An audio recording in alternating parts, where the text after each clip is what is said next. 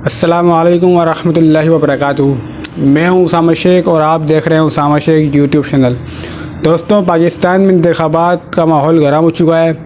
حیدرآباد کے اندر بھی تیاریاں تیز ہو چکی ہیں اور میرا بھی امیدواروں کے ساتھ کہ ملنے کا سلسلہ جاری ہے۔ اور آج میں اس جماعت کے ساتھ ملا ہوں جس کا آپ نے حیدرآباد میں شاید کبھی نام سنا ہو اور شاید اس جماعت کا ووٹ بینک ہو۔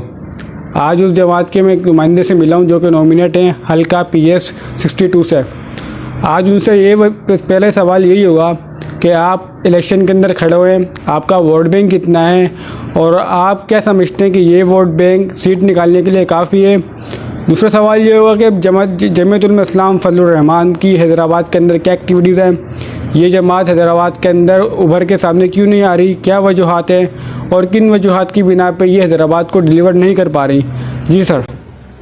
بسم اللہ الرحمن الرحیم۔ سب سے پہلے تو آپ کا بہت شکریہ اسامہ بھائی کہ آپ نے وقت دیا۔ پہلی بات یہ آپ نے یہ سوال کیا ہے کہ ان کا ووٹ بینک شاید کہ ہو، شاید کہ کوئی اس نام سے واقف ہو، تو الحمدللہ میری پیدائش PS 62 کی ہے اور شاید اس حلقے سے آپ واقف نہیں ہیں۔ اگر آپ وہاں گلی گلی جا کر دیکھیں گے انشاءاللہ تو ہمارا تعارف وہاں نظر آئے گا، ہمارا کردار ہے وہاں پہ۔ سماجی حیثیت سے ہماری ایک بہت بڑی خدمات ہے جس کی بنیاد پہ جمعیت علماء اسلام نے یہ ٹکٹ دیا ہے، اور ٹکٹ اسی بندے کو دیا جاتا ہے کہ جس کا علاقے کے اندر کوئی کردار ہو۔ تو الحمدللہ ہمارا ایک کردار ہے اور ایک نظریاتی ووٹ ہے جمعیت علماء اسلام کا، اور وہ آپ دیکھیں گے کہ 8 فروری کو انشاءاللہ وہ نظر آئے گا آپ کو۔ اگر ہم آپ کے حلقے کے مسائل کے اوپر گفتگو کریں گے، آپ کے حلقے سے سابق کہ امیدوار کون تھے، وہ آپ کے حلقے کو کہ ڈیلیور کرنے میں کیوں ناکام رہے، آپ کا تعاون ان کے ساتھ کیسا رہا، اس حوالے سے ہمیں تھوڑا بتائیں گے۔ ہمارے حلقے سے سابقہ جو امیدوار جو جیتے تھے یہاں سے، وہ عبدالجبار خان ہیں، پاکستان پیپلز پارٹی کے، اور میں ان کی تو بات ہی نہیں کرتا ہوں، میں ان کی پوری صوبائی گورنمنٹ کی بات کرتا ہوں کہ 15 سال سے وہ لوگ اس سندھ پر مسلط ہیں، اور آپ نے دیکھا ہے کہ پورے سندھ کی کیا صورتحال ہے۔ آج بھی اگر آپ میرے حلقے میں جائیں گے تو آپ وہاں دیکھیں کہ گٹر ابل رہے ہیں، آپ وہاں دیکھیں کہ روڈ ساری ٹوٹ پھوٹ کا شکار ہے، آپ وہاں دیکھیں کہ آج 15 سال کے بعد بھی وہاں پہ گٹر کا لائن کا پانی جو ہے نا وہ گھروں کے اندر استعمال ہو رہا ہے۔ تو لازمی ہے ان لوگوں نے ڈیلیور تو کیا ہی نہیں ہے۔ 5 سال صرف الیکشن کے دنوں میں بڑی گاڑیوں میں 150 گاڑیاں لے کر علاقوں کے اندر آ کر وہ کھوکھلے نعرے لگاتے ہیں، وعدے کر کے چلے جاتے ہیں، 5 سال کے تک وہ غائب رہتے ہیں۔ نتیجہ یہ نکلتا ہے کہ 5 سال تک یہ عوام اس عذاب کو بھگت رہی ہوتی ہے۔ تو الحمدللہ ہم نے اپنے علاقے میں بھرپور کمپین چلائی ہے۔ آج بھی آپ چلے جائیں انہی علاقے PS 62 کے اندر، آپ کو فرق نظر آئے گا عوام کی سوچ کے اندر، ان کے نظریے کے اندر، اور انشاءاللہ ہمیں یہ امید ہے کہ 8 فروری کو یہ لوگ اپنے بہتر مستقبل کے اور اپنے اچھے مستقبل کے لیے وہ کتاب کو ووٹ دیں گے انشاءاللہ۔ اور ہمیں امید ہے اگر انہوں نے کامیاب کیے تو ان کے جتنے بھی مسائل ہیں، کیونکہ میں انہی میں سے ہوں، میرے پاس آج بھی اپنی موٹر سائیکل ہے اور میں انہی میں سے ہوں، انہی کے سماجی جو بھی کام ہوتے ہیں جو ہم سے ہو سکتے ہیں بغیر اختیار کے ہم وہ کرتے ہیں الحمدللہ، اور وہ ہمارے کردار سے بھی واقف ہیں۔ میں خود ایک عالم دین ہوں اور MA اسلامیات میں نے کیا ہوا ہے، تو انشاءاللہ اللہ کی ذات سے امید ہے اگر لوگ کردار کو ووٹ دیں گے تو ان کو مایوسی نہیں ہوگی انشاءاللہ۔ آپ نے کردار اور ووٹ کی بات کی، اگر ہم اسلامی پوائنٹ آف ویو سے بات کریں تو ووٹ لینا اور ووٹ مانگنا کیا یہ درست ہے؟ کیونکہ اسلام ایک ایسا دین ہے کہ وہ ووٹ کے ذریعے نہیں آیا۔ اس حوالے سے آپ کی کیا رائے ہے، ذاتی رائے؟ میری ذاتی رائے اس میں کچھ بھی نہیں ہے۔ جب ہم شریعت کی رہنمائی لیتے ہیں یا شریعت کے حوالے سے ہم کوئی سوال کرتے ہیں تو ہم اپنے اکابرین کو دیکھتے ہیں۔ پاکستان کے اندر جو رائے ہے اور قابل احترام رائے ہے، قابل عزت رائے ہے، تمام مسالک کے لیے ہے، وہ مفتی اعظم مفتی شفیع صاحب رحمۃ اللہ علیہ کی ہے، مفتی اعظم مفتی تقی صاحب رحمۃ اللہ علیہ کی ہے۔ جتنے بھی اکابرین بزرگ ہیں انہوں نے باقاعدہ ووٹ کی شرعی حیثیت کے حوالے سے ان کے فتاوی جات موجود ہیں، اور ووٹ جو ہے یہ ایک شرعی گواہی ہے۔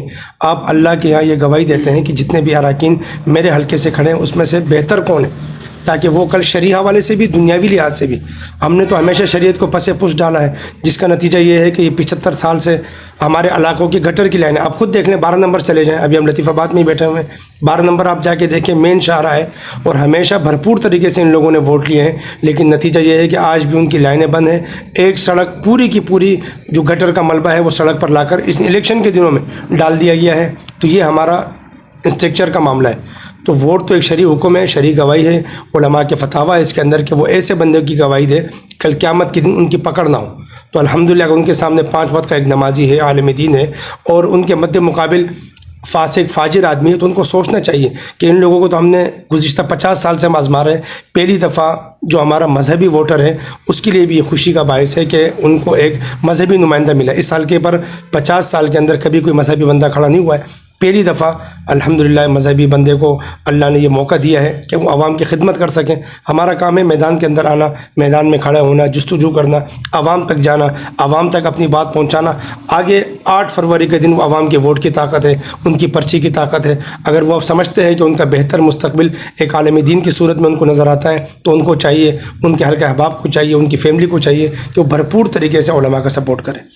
چلیں, آپ کا منشور بھی اچھا ہے, آپ کی سوچ بھی اچھی ہے, آپ کا کردار بھی اچھا ہے, لیکن زمینی حقائق کیا ہیں؟ اگر مثال کے طور پہ آپ نومینیٹ ہو جاتے ہیں تو زمینی حقائق آپ کے حق میں ہے کہ آپ کام کر سکیں گے.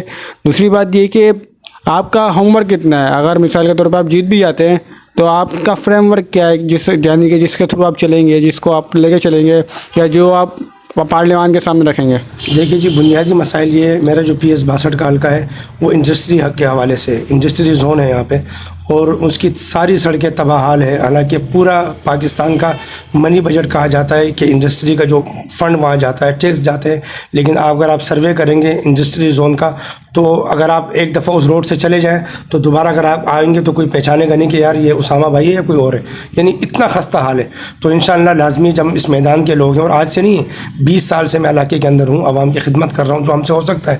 ان کے تھانے کے مسائل ہیں, ان کے اسپتال کے مسائل ہیں, ان کے اور جو سماجی مسائل ہوتے ہیں, الحمدللہ ہمیں وہ صف اول میں اپنا پاتے ہیں. اس وقت اختیار میں اتنا ہے, جب اختیار ملے گا انشاءاللہ تو عوام دیکھیں گی کہ سالوں کے اندر نہیں, مہینوں کے اندر, جب بندے کا اپنا ارادہ مضبوط ہو اور بندہ دیانتدار ہو تو کوئی بھی مسئلہ اس کے لیے مشکل نہیں ہوتا ہے. ساری چیزیں ہمارے سامنے ہیں, ہمارا ہوم ورک بھی مکمل ہے.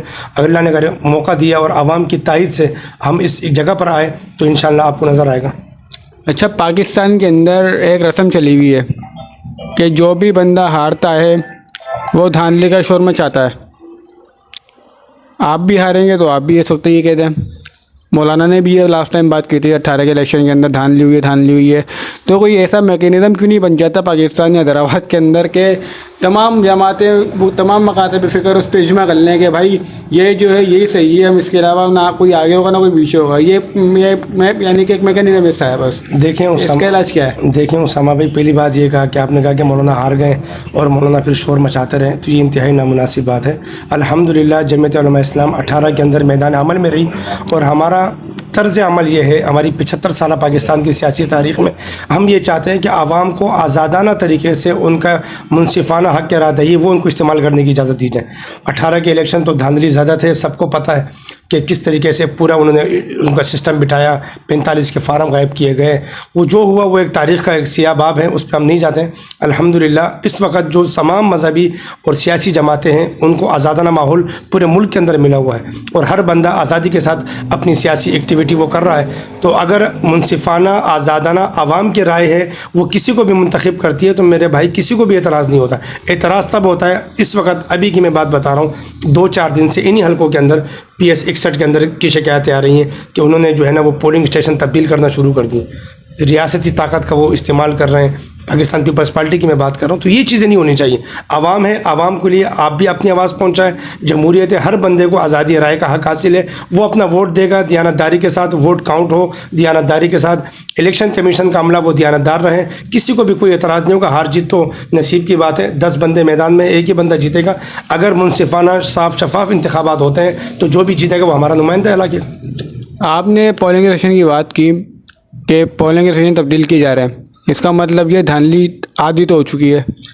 دوسری بات یہ کہ پاکستان کے اندر ایک رسم چلتی ہے کہ جو بھی MNA کی سیٹ پہ بیٹھ جاتا ہے, حتیٰ کہ چیئرمین یا کونسلر کی سیٹ پہ بھی بیٹھتا ہے, تو وہ انتخابات جیتنے کے بعد نظر نہیں آتا.